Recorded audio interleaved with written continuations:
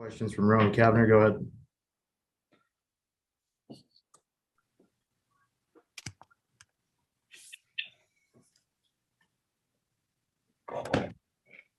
Oh, I will. Can you hear me? Yeah. Okay. Good morning. I just want to ask, obviously a lot's been made of the starting rotation that you guys have compiled. What have you seen from those guys so far, and what do you think of that group? Yeah, it's a special group. There's 7, 8 guys that could be in our opening day rotation, I guess. But yeah, I mean it all starts with Kirsch.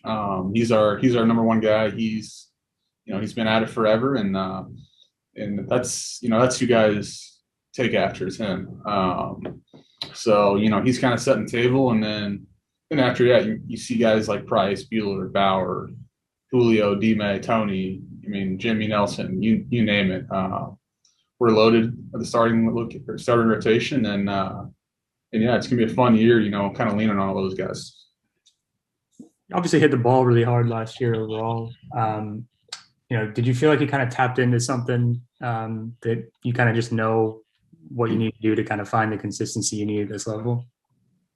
I don't think I really found any, special something. I think it's just a product of a lot of hard work in the off season, a lot of hard work in the season, and just sticking to what I was doing. Early in the year last year, the numbers weren't good, even though I was hitting the ball hard. I was putting together good at bats, not striking out. I was walking, but the numbers still weren't good. I could have, scrapped what I was doing, but I stuck with it and just kind of trusted the process, and it kind of all evened out eventually. But yeah, I mean, it's continuous work that I put in, and that's what I got to keep doing. You got to keep going and keep working to be successful in this league. Thank you. Next question's from Dave Vassay. Go ahead, Dave. Will, with the league getting back to 162 games, did you make a concerted effort to try to get stronger, to try to endure and catch the majority of games this season?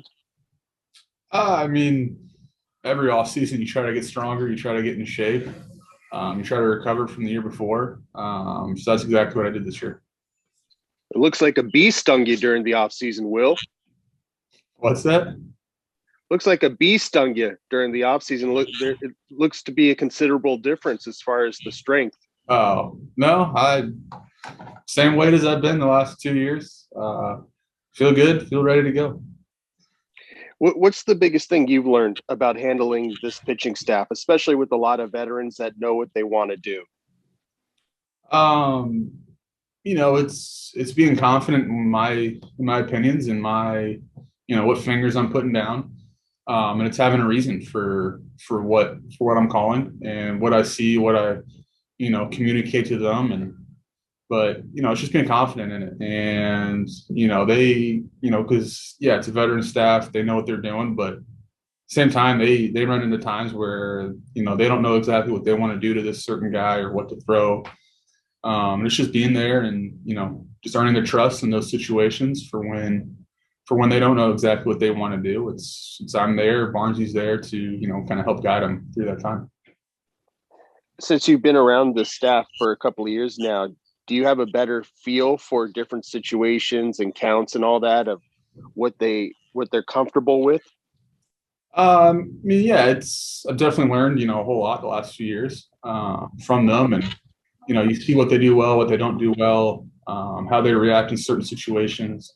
So yeah, I mean, I definitely feel like I have a better understanding than when I first, got called up and was in big league games with these guys. I mean, that's definitely learned a whole bunch the last couple of years. But yeah, I mean, I'm still learning, and there's still times where I don't know exactly where we want to go. But these guys are so good, you don't have to necessarily be right 100% of the time. They can get away with stuff that in those gray areas, and that's why they're so good. Thanks, Will. Next question's from Ron Cervinka. Go ahead, Ron. Hey, Will. Tim Federowicz has been, he's been in the league for quite a while, including 4 years with the Dodgers as AJ's backup. What's it been like working with and getting to know FedEx? Yeah, he's awesome, man. You know, he's in here every day. He's ready to go. He's fun to talk to. He's fun to be around.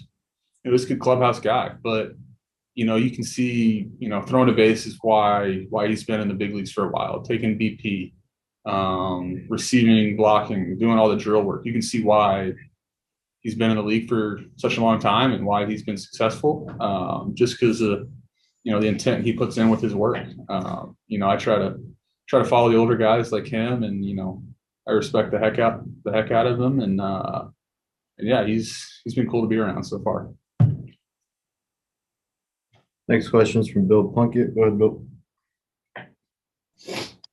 And well, catchers always say that their first responsibility is to the pitching staff. But since you've had so much offensive success in your 2 years, do you start to think about the responsibility you have or what's expected of you offensively? I mean, personally, I've always felt responsibility to the team. I think that comes with playing different positions. As a catcher, infielder, coming up, that I just try to help the team win. And yeah, as a catcher, the most important thing is your relationship with the pitcher and the trust between us two. But yeah, I mean, ultimately, I'm trying to help the team win, and I can do that every night behind the plate, but I can also help out offensively most nights, and that's how I go about it.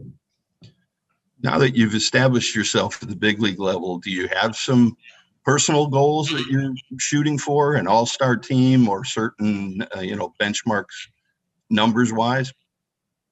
No, not necessarily. I've had success doing what I've been doing, and I'm going to keep doing that, where I just try to help the team win, and that's truly who I am. And yeah, you want selfishly all of the accolades and all that comes with it, but that's, for me, that only comes being a team guy.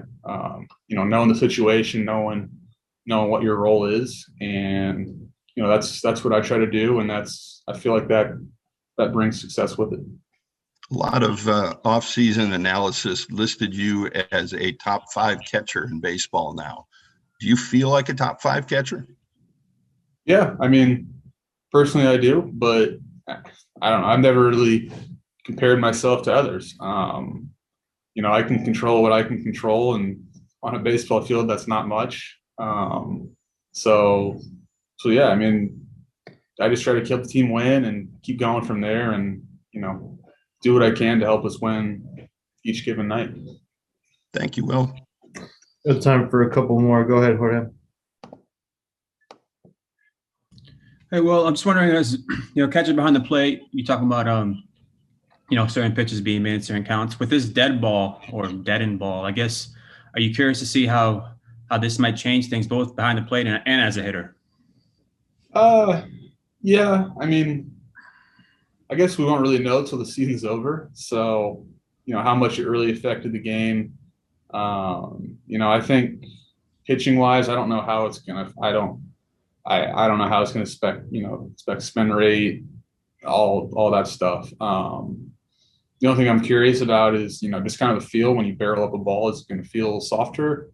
It's going to feel like you might have got one, it doesn't go. Who knows? But end of the day, it's a level field for everyone on the field that day using that ball, and each team's got to deal with it, and it's going to be what it is. So honestly, we haven't talked about it too much as a team. It's a baseball. Thank you.